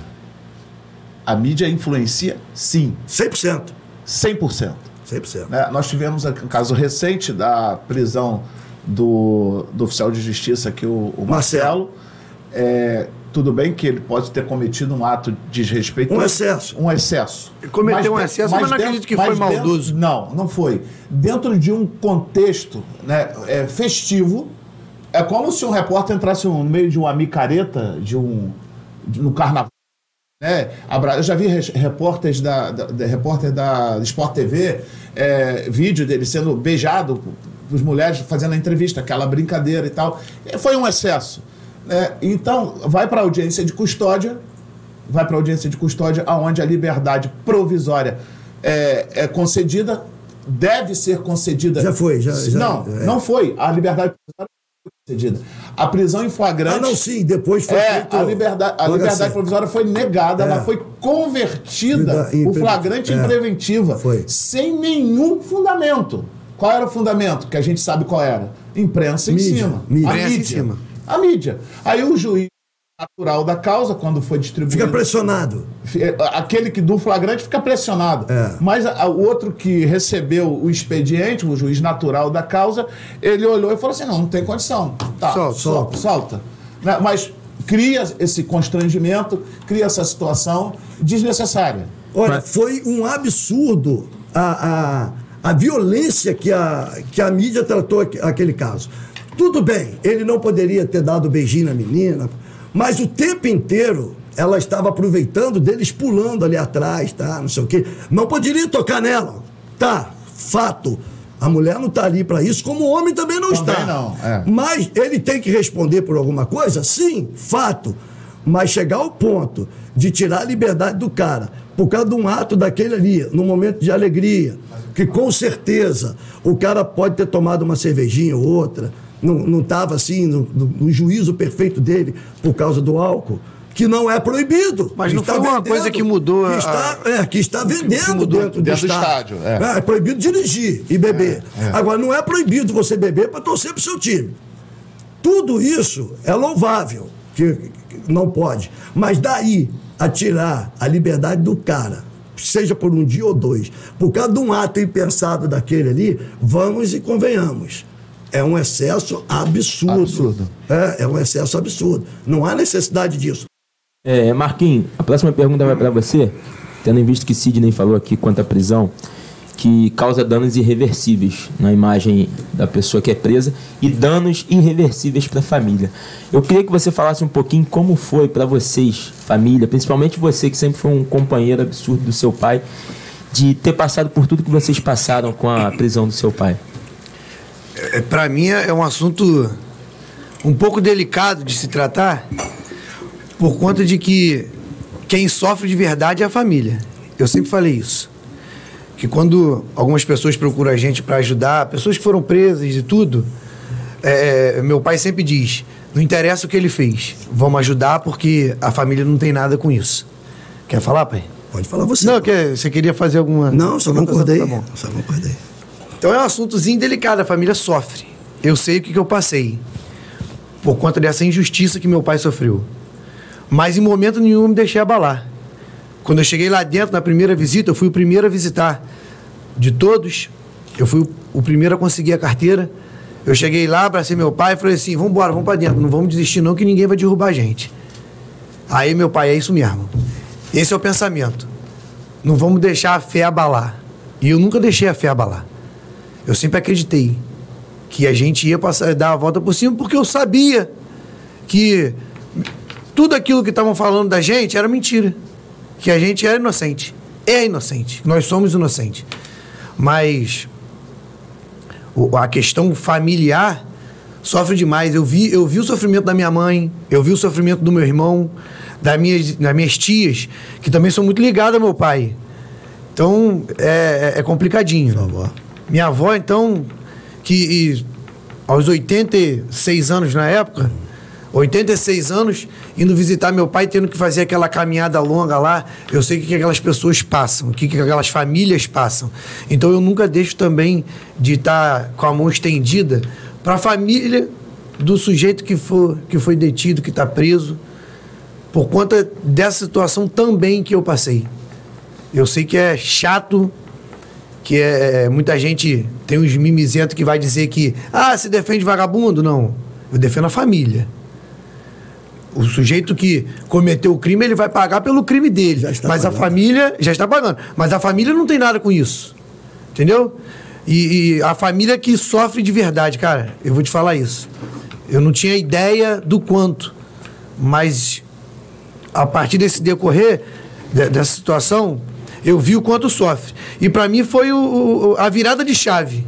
Eu acho que a partir daquele momento ali, morreu de vez o menino Marquinho e aflorou de vez o homem Marcos Abraão Filho. Foi o ponto também de eu tomar rédea de tudo, que meu pai também sempre foi muito patriarcal e sempre tomou conta de tudo, né? Sempre puxou tudo muito para si. E eu sempre acompanhei, sempre tive junto, sempre tentei me especializar e estar assessorando da melhor maneira possível. Mas ele sempre tomou conta de tudo, sempre a decisão... Centralizador, né? Sempre a decisão chave foi dele. Mas, a partir desse momento, eu tomei a rédea das coisas. E foi até uma surpresa pra família toda, né, pai? Todo mundo ficou assim, pô, Marquinho foi pra dentro. Muita gente chegou pra mim, muita gente me elogiou. Teve gente que descredibilizou, falou assim, agora vai morrer, agora acabou. Agora tá ferrado. Mas não deixamos a peteca cair. Fomos pra dentro, tínhamos certeza da inocência e tanto é que estamos aí hoje, né? Fomos bem recompensados. Marcos, como se manter forte numa situação dessa? E as pessoas próximas a você sempre falaram que você foi uma fortaleza. Como se manter forte, você que é bem ligada à família, bem, como o Marquinhos disse, bem patriarcal, e ver a dona Georgina lá, ver o seu filho Marquinho lá, como se manter forte nesse momento? Beco. Tranquilo, porque as pessoas falaram até assim, quando eu cheguei lá na Polícia Federal, eu cheguei tranquilo, porque eu falei assim, pô, eu quero saber o que eles querem. O que querem? Eu tinha a certeza absoluta que uma semana eu estaria em casa. Ainda não tinha noção do imbróglio que era a Operação Lava Jato. A gente não tinha a noção daquilo, porque não tinha envolvimento com nada, então você não está nem aí, você não deve nada, quem não deve nada. Mas, para minha surpresa, as coisas começaram a caminhar de outra maneira. Mas nada nessa vida que eu já não tenha passado. Eu já passei por muitas coisas. Comecei a trabalhar com 9 anos de idade. A minha vida nunca foi fácil. Não é? Já tinha passado por situações horríveis antes. E eu sempre falo que eu me espelhei em Jó. Que no livro de Jó, a gente lê lá de Jó que o diabo sempre estava tentando Deus, falando assim, ele só é fiel a você porque você dá tudo para ele. E realmente, eu sempre tive tudo. Eu nunca tive, assim, passei por momentos ruins de dificuldade mesmo, braba. E o diabo tentava Deus, dizendo que se tirar tudo, ele não vai ter essa fé. E Deus deixou Jó sem nada. Só que a fé de Jó foi mantida. Jó se manteve ali firme. E Deus lhe deu tudo 40 vezes mais do que ele tinha. E quando eu estava lá, eu sempre fui muito crente. A minha fé sempre foi inabalável, sempre. E todas as vezes que eu parava para pensar ali, eu falava assim, eu estou aqui por algum motivo. Se Deus me botou aqui porque Ele quer alguma coisa de mim. E olha, eu vou falar para vocês, eu ajudei muita gente estando lá dentro. A minha família ia lá, me encontrava bem. Firme sempre. Em momento algum, eles fizeram com que eu ficasse um pouco, mínimo sequer abalado. Eu nunca perdi uma noite de sono. Não foi só lá, não. Eu nunca perdi uma noite de sono. Eu bato a cabeça no travesseiro, eu durmo. Eu nunca na minha vida eu tive uma noitezinha de insônia. Nem quando meu pai faleceu, nem quando meu irmão faleceu. Eu nunca perdi a noite de sono. Nunca. Eu boto a cabeça no travesseiro e durmo o sonho dos justos. E eu falei, pô, da mesma maneira que essa porta bateu nas minhas costas, ela vai abrir, porque eu não devo nada. Enfim, ajudei muitas pessoas lá dentro. Tanto os policiais penais, quanto pessoas que estavam lá também privadas de sua liberdade. Enfim, e saindo de lá, as coisas começaram a acontecer muito melhor do que acontecia antes. Aquilo que o Marquinhos falou. Eu encontrei meu filho mais amadurecido, que eu quero te corrigir, que você já estava amadurecido, você ficou mais amadurecido. É mais a questão. Você ficou mais consciente de que tinha que fazer. Seu irmão também. A sua mãe nem se fala. Sua mãe é uma baluarte naquilo tudo. A minha mãe, no auge dos seus 80 e tantos anos, era muito querida por todos quando ela chegava lá. Sempre foi. Não houve sequer um momento lá de angústia, de choro, de dor, nada disso. Não. Porque não tinha motivo para isso. Nunca tive um motivo para isso. E quando saí com a mesma garra, a mesma determinação. E eu sempre digo e falo para todo mundo: a distância do problema para a solução é a mesma do joelho para o chão. É a mesma. Se você ajoelhar e pedir a Deus, o pedido vai ser alcançado. Então, eu não tive problema nenhum, não tive nada, a não ser a privação da liberdade por 11 meses e alguns dias, mas Aquelas pessoas que se levantaram contra, eu estou vendo aí mais uma vez, estão todas elas caindo por terra. Porque a verdade, mais cedo ou mais tarde, ela aparece. E quando eu saí daquela situação, tudo voltou à normalidade, porque não tinha nada. Aquilo que você falou, doutor Sidney. O cara manda para lá, faz aquele estardalhaço todo, aí fala assim, e o prejuízo, isso faz parte da vida. Eu não fico me lamuriando por isso. Eu não fico reclamando. Embora tenha direito à reparação, né? Sim, os advogados já estão preparando isso. Já estamos com esse processo já, a reparação, não só quanto ao questão moral, né? Justamente, quanto também a questão financeira, que faz parte. Não é? Então, isso aí não tem problema nenhum. Nunca. E eu não fico com aquela coisa de que fizeram injustiça comigo, fizeram nada, isso faz parte do jogo, vamos embora, bola pra frente. Entendeu? Nada de autocomiseração. Nada disso. Mas também, vamos pôr aqui. Eu vi no candidato a deputado federal agora. Quem faz as leis? Quem votam as leis? Hoje em dia eu tenho consciência da injustiça da justiça. Né? E eu vou estar lá. Para ver isso de perto. Essa é uma bola interessante que você levantou. Eu queria te fazer uma pergunta justamente nesse sentido. A lei faz justiça? Não, quem executa a justiça somos nós. Perfeito. Você falou uma coisa interessante, porque num júri eu costumo dizer que as leis não fazem justiça. Quem faz justiça é quem faz a aplicação da lei. Porque é a pessoa que faz aquela recepção do fato e age com justiça, usando a lei. A lei já permitiu que a gente comprasse uma pessoa na feira, um ser humano na feira. Olhasse a canela dele, a orelha. Perfeito. Eu escolhi aquela pessoa, comprava ela, a lei me permitia fazer isso, e me dava uma nota fiscal. O Estado me dava uma nota fiscal de um ser humano para eu levar para minha casa, para eu bater, botar para trabalhar, fazer o que eu quisesse. Né? Mas foi quem é que fez justiça propriamente dita? Foram os foras da lei. Foram aqueles filhos de pessoas que eram abastadas, que não concordavam com essa desumanidade de você escravizar um ser humano. Então, assim, eu tenho certeza, né? Isso que você falou foi perfeito. Eu tenho certeza que a lei, ela por si só, ela não é justa. Ela não faz justiça. Mas a pessoa que faz a aplicação da lei, essa sim. Essa é uma pessoa que tem que ter um histórico familiar, uma educação, uma criação. Aí seria uma questão de caráter. Caráter, exatamente, caráter. Perfeito. Por falar nisso, o deputado Marcos Abrão voltou para o mandato com a mesma corda de antes, né? Pouquinho mais grosso e um pouquinho mais longo. Eu também concordo.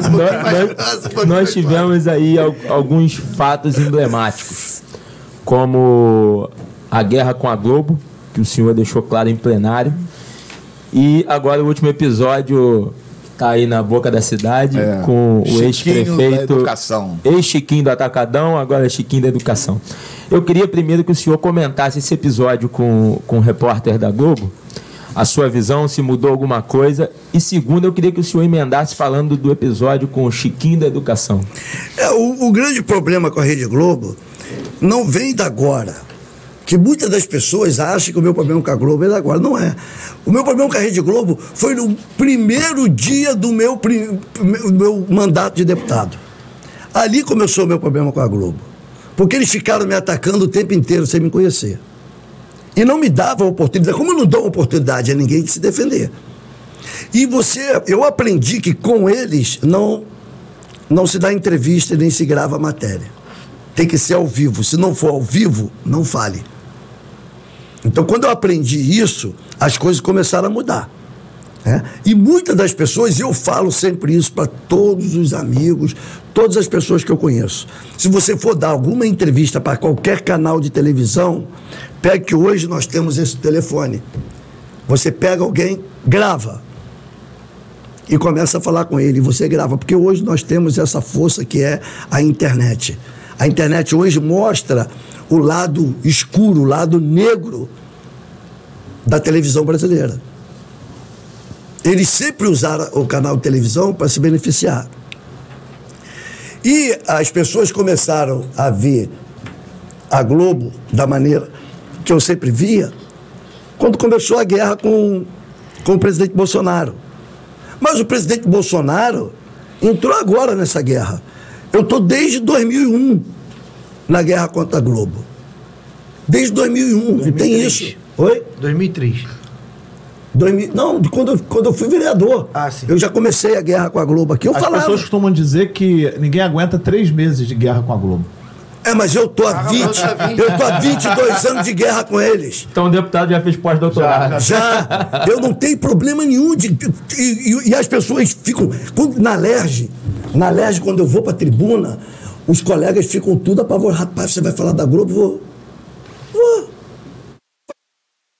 Vou. Eu falei, eles vão fazer só me matar. Foi aonde eu falei pra eles: querem me matar? Aproveita, porque eu não ando com segurança, não ando de carro blindado, não tenho motorista. Pode vir. A única coisa que falta a Rede Globo fazer comigo é mandar me executar. Porque o resto eles já tentaram de tudo e não conseguiram. E quanto ao caso do Chiquinho do Atacadão, ele sentou comigo, fez um acordo sentado e não cumpriu em pé. E o pior, gravou um vídeo para a equipe dele, para o grupo dele, dizendo que não tinha feito aquilo, que não gostava da atitude de certos políticos, falando de mim, que aproveitador, que aproveitou para fazer uma foto com ele, que ele até se achou importante. Eu nunca pedi para tirar foto com nenhum artista. Só quero consertar uma coisa. Ele não falou porque ele quis dizer que se achar que alguém achava ele importante. Primeiro ele quis falar que ele era importante, depois ele tentou consertar. Isso está bem claro no vídeo. É um imbecil. Enfim, eu fiquei perplexo que ele tinha feito um acordo comigo. Mas como todo mundo conhece Chiquinho do Atacadão, não é de praxe, e eu também conheço, e eu nem sei por que eu dei essa oportunidade a ele de mais uma vez fazer uma tramóia contra mim, eu não sei, porque Araruama eu ajudo a vida inteira. Todos os prefeitos que passaram lá eu sempre ajudei.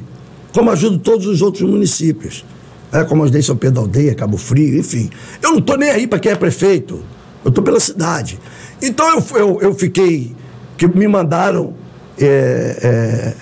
esse vídeo que ele fez no grupo dele. Se eu não me engano, foi o vereador Humberto Belgas que mandou para você, não foi? Foi. Então, o vereador Humberto Belgas mandou, olha aí, ó, o que Chiquinho falou do seu deputado. Aí eu já dei logo o recado para ele logo, entendeu? Porque homem veste calça comprida e não precisa de fiapo de bigode, porra nenhuma, nem assinatura de nada para manter sua palavra.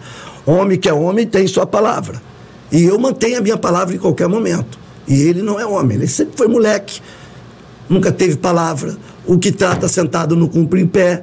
Mas já deixo aqui, como eu sempre falei para todo mundo, não vai conseguir mais, porque daqui para frente não tem nem mais assunto nenhum. Se me cumprimentar, eu não retribuo mais. Ele já deu a cota dele de vacilo. Então, para mim, não, tá bom. Para mim, a cota dele de vacilo já foi dada. Então é isso. Foi isso que aconteceu. Ele combinou uma coisa comigo, e descumpriu com menos de 2 horas. É uma velocidade de falta de caráter, de falta de hombridade. É uma coisa incrível. O senhor falou aí sobre a questão das prefeituras, que o senhor sempre ajudou. O seu mandato sempre teve à disposição das prefeituras. Nós vemos uma migração muito grande de deputados na cidade, apoiados pelo atual prefeito. Eu gostaria de saber se já teve alguma comitiva do prefeito no gabinete do senhor pedindo ajuda para Rio Bonito? Parceria? Não vou ser aqui negligente. Nem dele e nem de ninguém.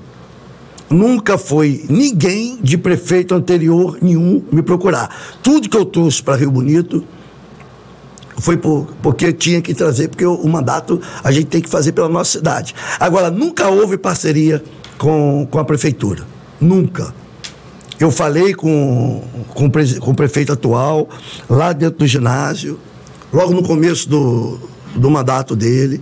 Falei, o gabinete está de portas abertas, use e abusa, mas ele foi na Alerj diversas vezes, foi em outros gabinetes, entrou, mas no gabinete do deputado da cidade dele, no gabinete do deputado, que sempre ele esteve do lado, que isso fique bem claro, sempre trilhou junto comigo, eu sempre ajudei, nós sempre fomos parceiros. Eu não sei o que é que tem naquela cadeira, que a pessoa senta ali e acha que tem que ser inimigo do deputado da cidade, entendeu? Não fui procurado nem por ele, nem por ninguém da equipe dele, e muito menos dos que passaram, nem de Solange, nem de Mandiocão, dá o nome aqui, nem de ninguém, nem de Leandro, nem de ninguém. Ninguém nunca foi no gabinete pedir nada ao deputado Marcos Abraão. E sempre deixou bem claro que a porta do gabinete sempre esteve aberta. Eu sempre falei isso em qualquer programa deixou claro. De rádio que eu ia, falava aí, e sempre disse, falo sempre, não tem isso. O gabinete está de portas abertas. Até na época da Solange e do Mandiocão, eu falava que estava aberto, mesmo tendo um relacionamento ruim, péssimo, com os dois. Mas a cidade não tem nada a ver com isso. Estava falando aqui com o doutor Sidney que nós tivemos um momento ímpar. Ali fora nós estávamos conversando com isso no intervalo. Nós tivemos um momento ímpar. Eu, deputado estadual, Solange federal e Zé Luiz prefeito. Na época, as 3 forças políticas ocupando cargos importantíssimos. E eu disse lá no Rio Bonito, numa entrega de medalhas, Carlos Cordeiro, que não podia haver erro dessa vez. Rio Bonito tinha que se despontar no plano político como uma das melhores cidades assistidas. E, pois bem, Solange nada fez, Mandiocão pior ainda, e como sempre só eu trabalhando. E foi isso. E eu fico sempre aqui me perguntando o que o meu conterrâneo, o que o meu amigo rio-bonitense ainda vê nessas pessoas, em acreditar, que você está falando aí, que vem agora esse pessoal de fora, então, acreditar nessa gente. Eu não sei. Deputado, o que o senhor atribui, então, a esse afastamento do chefe do Poder Executivo Municipal, dessa liderança estadual que é o senhor, e a federal, no caso, que era a ex-prefeita Solange à época? Tem que se perguntar a eles, doutor Sidney, porque eu não sei, eu sempre deixei o gabinete de portas abertas. É aquela mesma coisa que eu falei aqui atrás. Por que não fizeram o debate quando eu fui candidato a prefeito? Entendeu?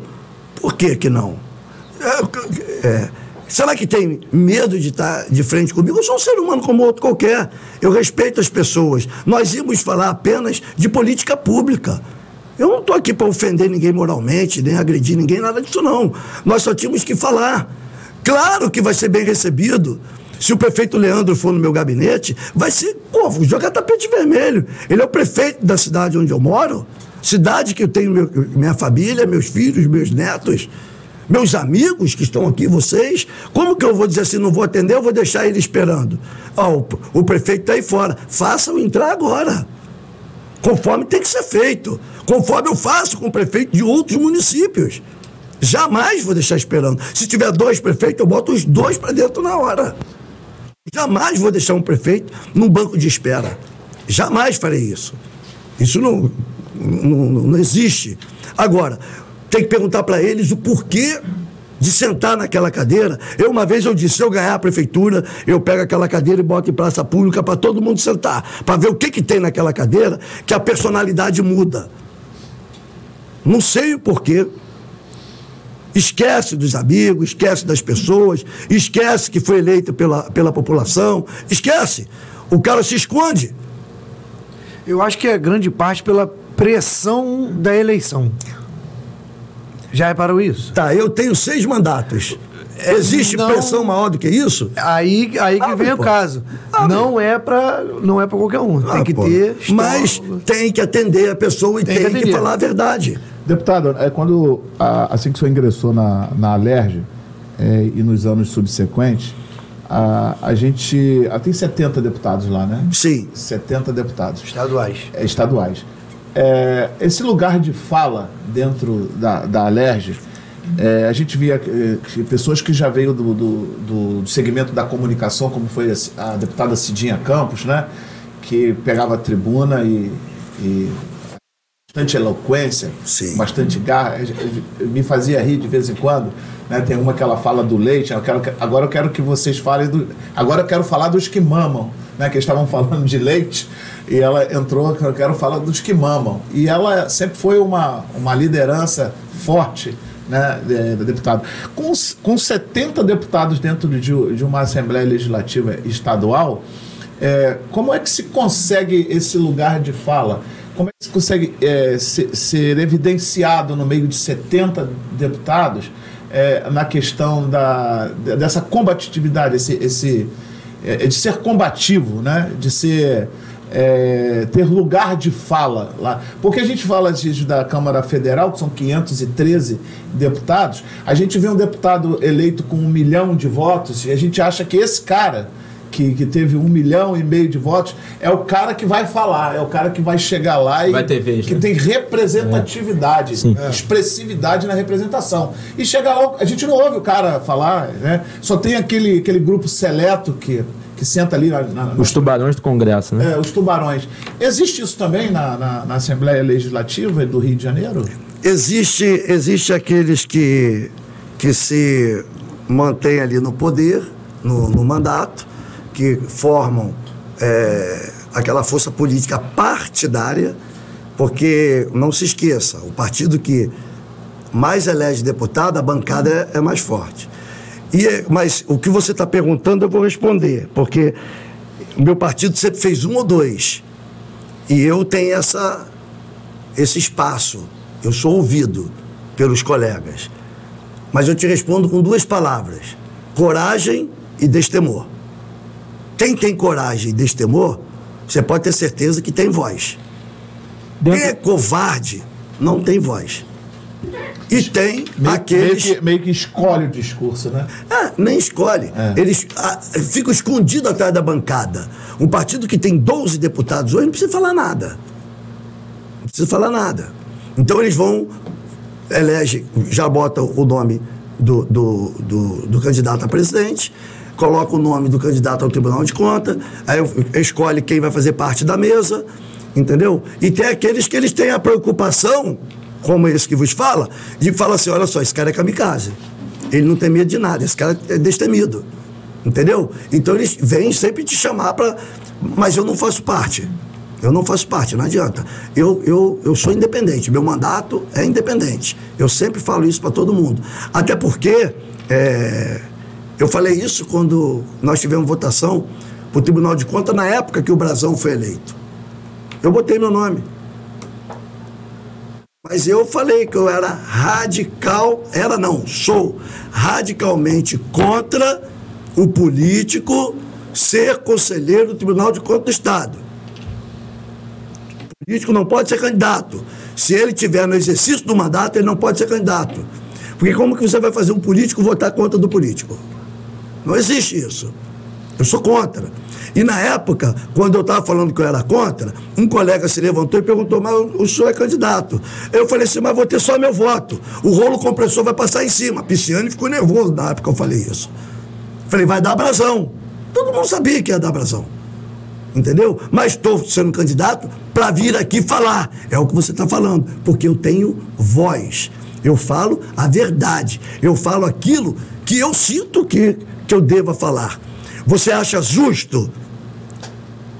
Acha justo um deputado de mandato ir para o Tribunal de Contas do Estado? Não acho, não. Eu também não. Não acho. Tem que ser um técnico. Entendeu? Eu acho uma posição técnica. Eu acho até um absurdo ele ser eleito pelo parlamento e ser indicado também pelo governador. Pode ser que haja um técnico político. Deixa eu te falar uma coisa. Isso que eu ia falar agora. Existe. Se o político for técnico. Não, aí é outra história. É outra história. Mas olha só.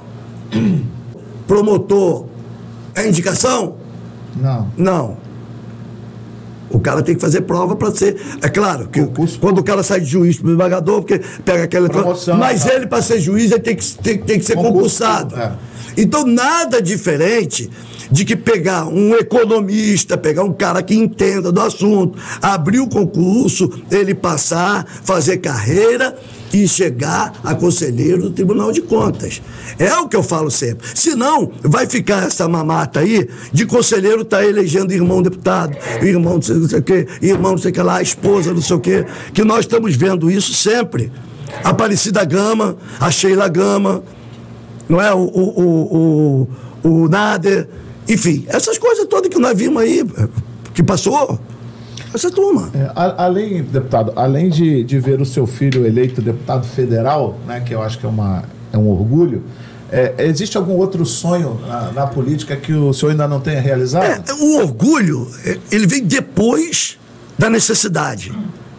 Então, primeiro, a necessidade de ter um deputado federal da nossa cidade atuante, porque nós já tivemos uma que não fez nada. Para que a gente volte para aquele momento ímpar. E nós temos que voltar para aquele momento. Só que dessa vez, se o nome dá trabalho, imagina 2.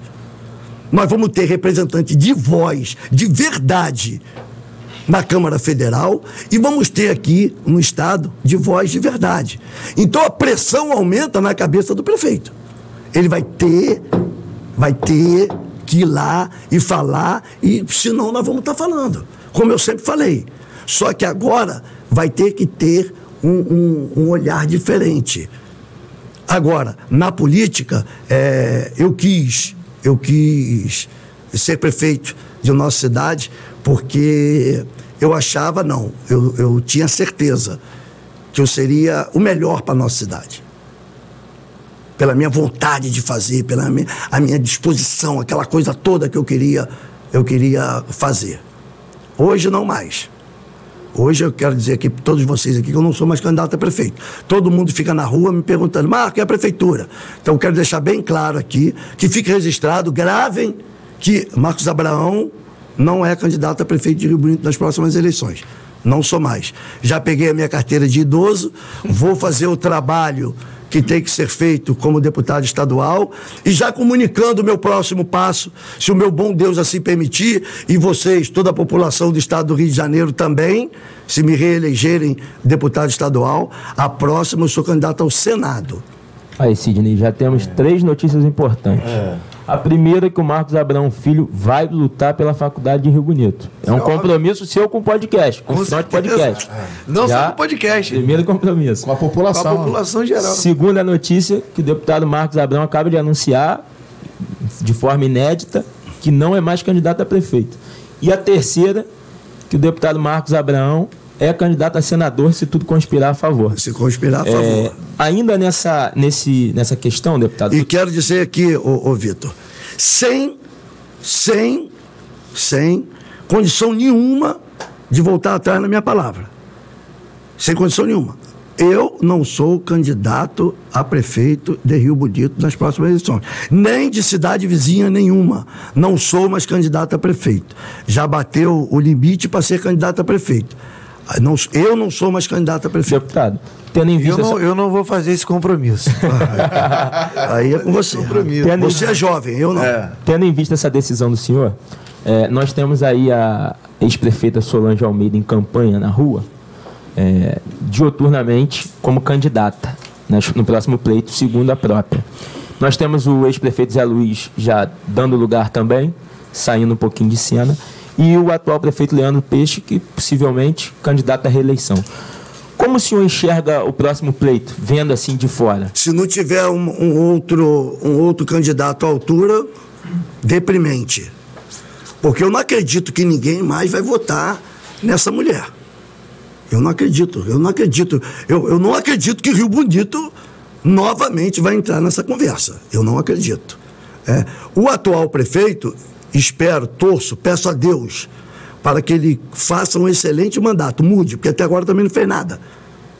Mas não acabou o mandato. Ele ainda pode reverter isso, ele pode dar a volta por cima e reverter. Conte comigo. Meu gabinete, estou falando aqui, doutor Sidney, para todos que estão me ouvindo. Meu gabinete está de portas abertas, enquanto eu tiver o mandato de deputado estadual, está de portas abertas para o prefeito atual e qualquer outro que venha a sentar naquela cadeira. Eu estou preocupado com a minha cidade, com a minha região. Não estou preocupado com quem esteja sentado lá. Não me interessa. Pode ser qualquer um. O gabinete vai estar sempre de portas abertas. Agora, se não tiver um nome aí, e se o prefeito atual não melhorar o mandato dele, o trabalho dele, eu acho que vai ser deprimente. Você ter uma Solange e um Leandro voltando àquela velha máxima lá de trás. E o Marquinhos, como é que enxerga isso? Amigo, eu não vou nem palpitar sobre isso. Eu espero que o Leandro faça um bom governo nesses últimos 2 anos que faltam ainda do mandato dele, mas não vou... Eu sei de uma coisa, eu não sou candidato. Ganhando a eleição, eu não sou candidato. Não quero ser candidato a prefeito, não tenho essa ambição. Pode ser que num cenário futuro seja necessário, também não vou me omitir. como meu pai nunca se omitive, né? Não sei como é que se fala. Se omitiu. Como meu pai nunca se omitiu, sempre botou o nome à disposição da população de Rio Bonito. Quando ele veio agora com essa notícia de que não seria mais candidato a prefeito, eu perguntei, e o povo vai contar com quem de verdade? Foi a pergunta que eu fiz a ele, não foi? Mas eu falei para você, eu já passei. Eu acredito que esse cargo tem que ser agora disputado por pessoas que estão com mais vontade de participar disso. Eu estou tão familiarizado com o governo do Estado que, se eu sair hoje do governo do Estado, é uma perda muito grande para a nossa região. É verdade. Você ter uma pessoa, porque hoje nós não temos ninguém na região para ocupar o meu espaço, que nós não temos candidato. Tanguá, Rio Bonito, Silva Jardim, Casimiro e Itaboraí não tem candidato para ocupar o espaço do deputado Marcos Abraão, que tem 6 mandatos. Não tem. Um deputado com 6 mandatos. 5 de deputado. 5 de deputado. Ele adquire não só experiência, mas mais força de representatividade na Assembleia Legislativa. Diferente de um deputado de um mandato só, né, que nem se sabe se vai ter um segundo. Né? Quando a pessoa se consolida da forma que o senhor se consolidou na Alerj, isso é um ganho para a região. É muito, porque não existe marcar para te atender. Você chega e você é atendido. Você vai ao governador sem agenda. Você vai aos secretários sem agenda. Você só chega lá, viu o secretário que eu estou aqui. O máximo que demora é 10 minutos. Para ele, se ele estiver atendendo alguém, para te atender. É o máximo que demora. Entendeu? Se o governador estiver lá, é só o tempo dele acabar de atender e vai te atender. Então, é o know-how que te dá. Isso daí você, quando você chega com a demanda, ele não vai analisar. Ele vai te atender, então, se não vale for absurda. A pena sacrificar isso em nome de uma conquista do Executivo Municipal. Não vale mais a pena. No passado, eu queria muito, porque eu estava com uma disposição, estava com uma garra danada para trabalhar dioturnamente.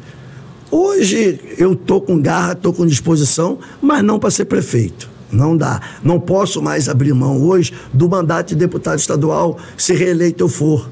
E também, se não for reeleito, também não sou candidato. Presta atenção. Não estou falando isso aqui para as pessoas. Então, Marcos não sei o quê, então eu vou votar nele porque senão ele vai ser... Não. Eleito, reeleito ou não, eleito ou reeleito, ou não eleito ou não reeleito, eu não sou o candidato mais a prefeito de Rio Bonito. O que os seus eleitores podem esperar desse novo mandato? Um excelente deputado, como eu sempre fui. Existe algum projeto? Um Senado. Não, sim. Um projeto Senado. Como deputado ainda estadual nesse novo mandato, existe algum projeto em andamento? Coisas assim o que eu tenho hoje e falado muito com o governador é a nossa maternidade, porque é importante começarmos a trilhar isso de novo. Eu não vou mais deixar de opinar no hospital de nossa cidade, mesmo ele sendo filantrópico.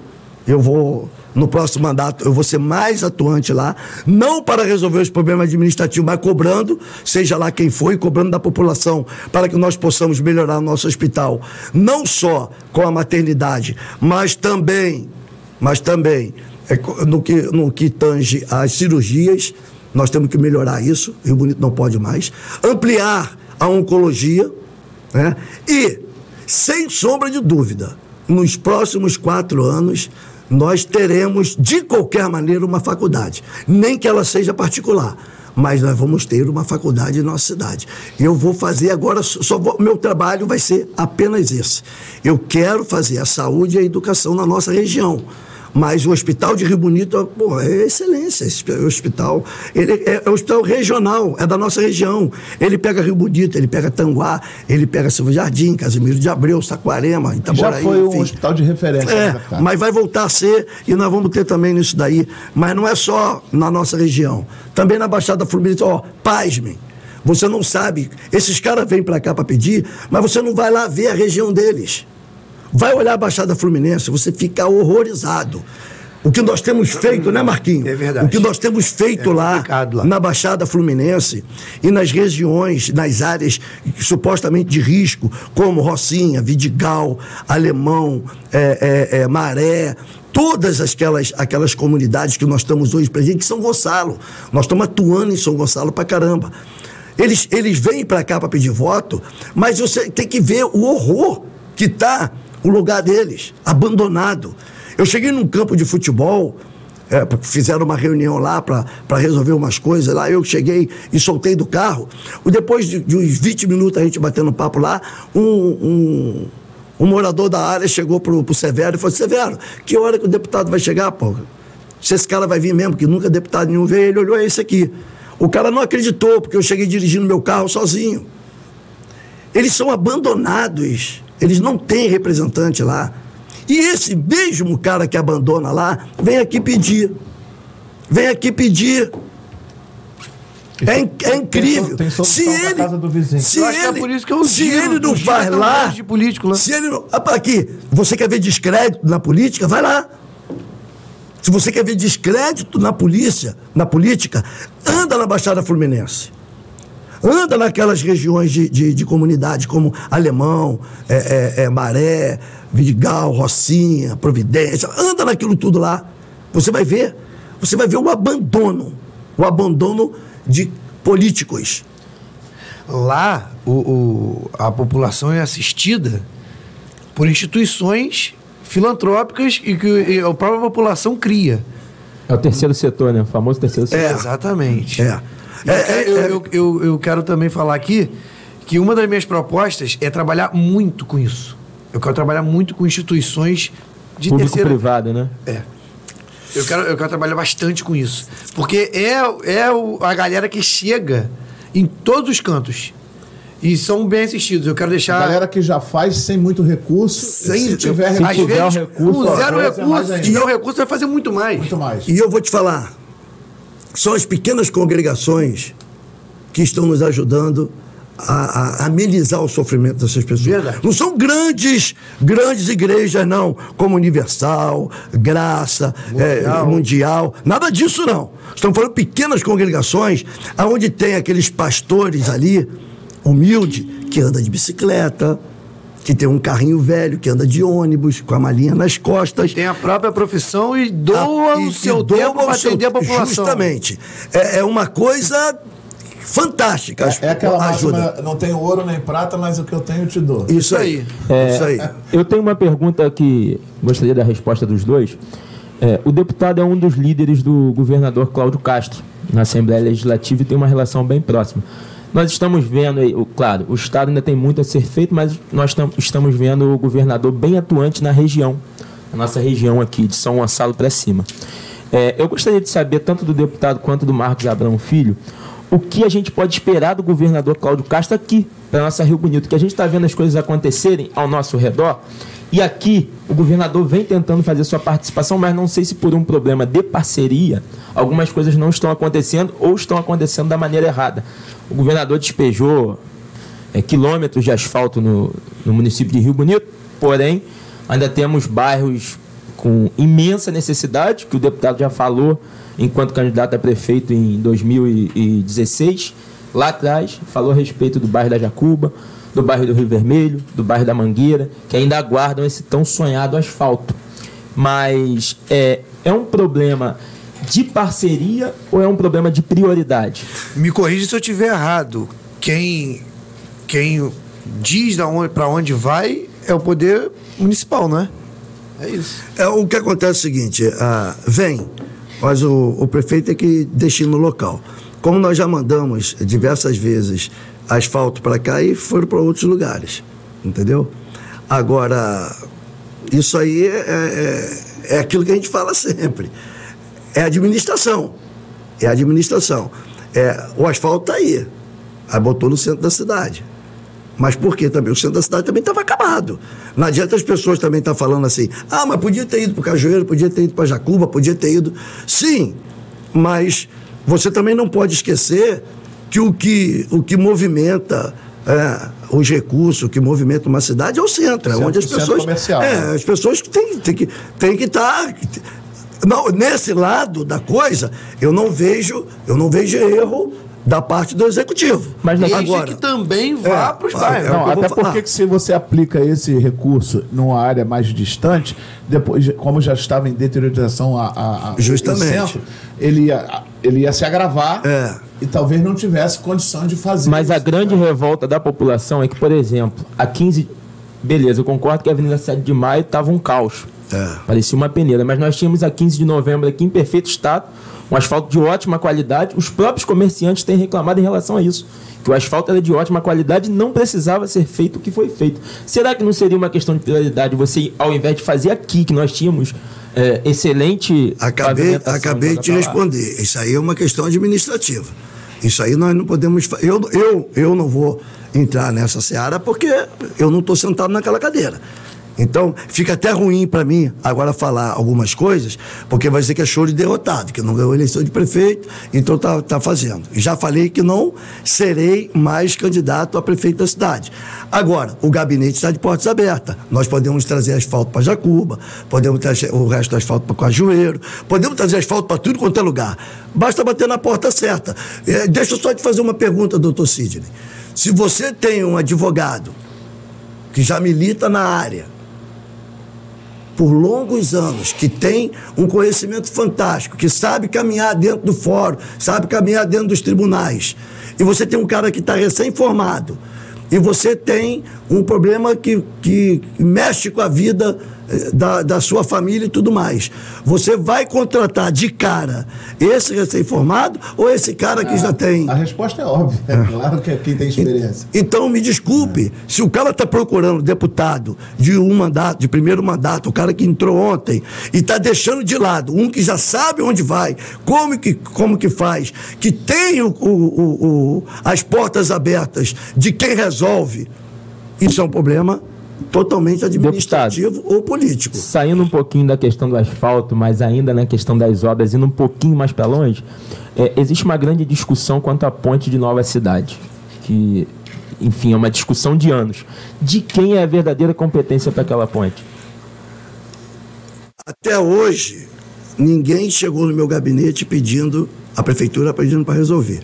É óbvio que aquilo ali fica através da prefeitura para resolver. Pode pedir uma parceria do governo do estado, entendeu? Aquilo ali é uma rodovia estadual. Não. Não é. Não é nada rodovia estadual, não, que aquilo ali, a rodovia que não liga nada, coisa nenhuma, ele sai de dentro do município que para dentro do município. Isso não existe mais. Ninguém chegar no governo do estado, isso aqui é seu, não é? Não resolve. Mas vou fazer uma coisa aqui. Vamos falar uma coisa aqui.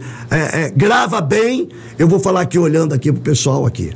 Se reeleito eu tiver, se não resolverem até o dia do meu aniversário, 10 de março do ano que vem, eu vou fazer a ponte sozinho, sem governo do estado e sem prefeitura. Se não resolverem até o dia 10 de março, eu vou botar aqui para a gente não esquecer que 10 de março é o meu aniversário. Não é? Se não resolverem, eu vou fazer a ponte. Tá aí, galera, ó, mais um compromisso do deputado. Ó, ponte de Nova Cidade. Se até 10 de março não sair, o deputado vai fazer. Na campanha de prefeito, ele tinha cara no compromisso de eleito no primeiro dia já estaria fazendo máquina lá fazendo, independente de fazer qualquer coisa, se precisasse ia botar do bolso. Não foi isso? E estou falando agora de novo. Agora, se eu tiver reeleito no dia 10 de março, se Estado e Prefeitura, porque eu sei que é Prefeitura, não é Estado, mas vamos lá, se Estado, Governo Federal, Governo Estadual, Municipal, se ninguém resolver, eu vou resolver por conta própria. Ok. Deputado, eu vou dar tempo para vocês fazerem umas considerações finais. A gente já está chegando ao final da entrevista. Gostaria de começar aí pelo seu filho, o Marcos Abrão Filho, fazer as suas considerações finais e dizer para os seus eleitores, seus pretensos eleitores, o que eles podem esperar de você na Câmara Federal e quais são as suas considerações.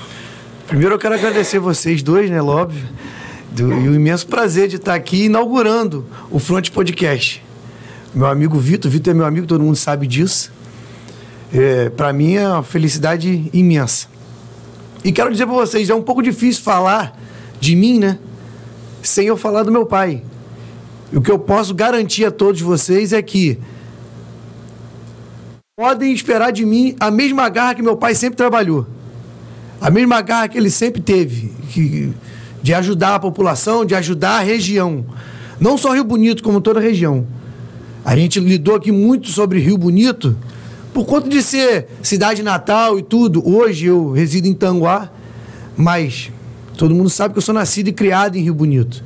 Hoje se lidou muito isso aqui em Rio Bonito, porque também todo mundo aqui é da cidade. Mas pode esperar de mim muito empenho para toda a região, para todo o estado do Rio de Janeiro. O mesmo empenho que meu pai vem trabalhando, vem pedindo, vem falando, vem lutando e denunciando. Não só denunciar, de estar também disposto a trazer as soluções. Porque não é só denunciar. Denunciar é muito fácil, apontar erro é muito fácil. Mas estar junto e disposto a trazer solução não é para todo mundo. E eu quero deixar bem claro aqui para todo mundo que votar em mim e ser eleito pode esperar isso de mim. Muito empenho, muita garra. Eu acho que não pode nem... Eu não posso pedir voto para essa? Não pode. Então, primeiro, Vitor, eu quero dizer para você Hoje eu vou falar uma coisa para você aqui. Eu vi você pequeno, vi você nascer. E muito me orgulha hoje ver você sentado aí. Que eu sei o que você passou, garoto. Eu sei o que você passou. Junto com sua mãe, nós sofremos juntos. Mande para ela o meu abraço caloroso e o meu carinho que eu sempre tive por ela e dizer que ela é uma guerreira, né? E você hoje está esse homem forte, bonito aí, e nós sabemos o que você passou. Dr. Sidney, que faz parte da minha família, é muito bacana a gente estar aqui. Eu sei o quanto você já fez, meu sobrinho, que você já fez pela família. Você é casado com a minha prima, a pessoa maravilhosa, você deu sorte. Mas ela também deu sorte, que você também é um homem íntegro. Seu filho, né, sua família toda, seu garoto sempre me chama de tio quando me encontra. Isso para mim é um orgulho, saber que a família também está sempre aí. Mesmo a gente não estando muito junto, colado no dia a dia, mas sempre a gente dando ali um toque com um, com o outro, enfim, tudo mais. Esses dois garotos fantásticos que estão aí, jovens, né, que eu espero que fiquem sempre empenhados na vida pública, não desistam jamais. O meu amigo Léo, que está sentado aqui o tempo inteiro. E falar para vocês o seguinte, que eu vou terminar aqui com... Na ocasião ganhou 2 aves, 2 falcões. E ele mandou chamar os adestradores do reino e falou: treine essas 2 aves para voar muito alto e caçar com muita habilidade. E assim os adestradores levaram essas 2 aves. Uma, rapidamente, alçou voo muito alto, caçava com muita habilidade, e a outra só ficava no tronco da árvore. Ninguém fazia a ave voar. Aquele falcão não voava de jeito nenhum. E ele mandou chamar adestradores de fora do reino, porque o reino não estava, dentro do reino não estava conseguindo acertar aquela ave. E nada, ninguém conseguia. Até que ele, cansado de chamar pessoas de longe, ele mandou chamar o ancião. Chame o sábio do reino, chama o ancião. E lá veio o ancião, veio o sábio. E ele falou: vai lá e veja qual é o problema daquela ave, já que você é o sábio do reino. E lá foi o ancião, o sábio. Chegou lá, em pouco tempo, a ave voou, que é uma maravilha. A ave alçou um voo fantástico, caçava com toda a habilidade e destreza que ninguém nunca viu aquela ave voar. Ele ficou encantado com aquilo e ele perguntou: o que você fez? E o sábio falou: cortei o galho da árvore. Então o que eu quero dizer para vocês é o seguinte: cortem o galho da árvore de sua vida. Seja ousado, saia da zona de conforto, venha para a rua, de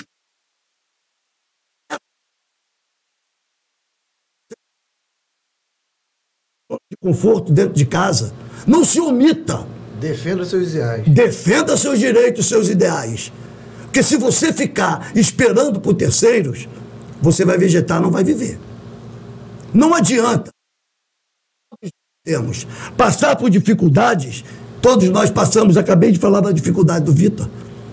Eu já passei por diversas dificuldades e tenho certeza que todos vocês que estão me vendo também passam por dificuldade diária. Mas não podemos ficar sentados numa zona de conforto. Vamos todos voar bem alto e com muita habilidade pegar o que é nosso de direito. Do meu mais, muito obrigado a todos, que Jesus esteja sempre no caminho de vocês, abençoando todos os lares e que nós possamos sempre estar com muita saúde e Deus nos abençoando. Tá bom? Do mais, muito obrigado. Marcos Abraão Filho e Marcos Abraão. Se um nome dá trabalho, imagina dois.